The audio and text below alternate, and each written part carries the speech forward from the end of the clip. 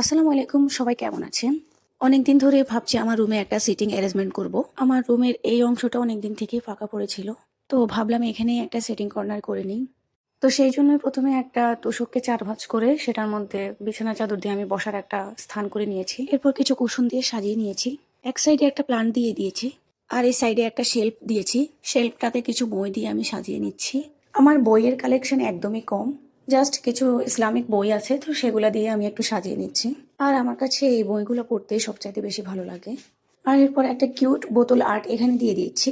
এই বোতল আর্টটা আমার করা সবচাইতে বেস্ট একটা আর্ট। এরপর একটা ল্যাম্প দিয়ে দিচ্ছি, এটাও আমার হাতে করা ডিআইওয়াই। আর সবশেষে একটা রাগ বিছিয়ে দিচ্ছি। এই আর্টিফিশিয়াল রোজগুলো দেখতে একদমই পুরো রিয়েল মনে হয়, তাই এটাও এখানে দিয়ে দিলাম। আমার ডেকোরেশন মোটামুটি কমপ্লিট। সারাদিনের কাজ শেষে বই পড়ার জন্য এরকম একটা জায়গা থাকলে কিন্তু মন্দ হয় না।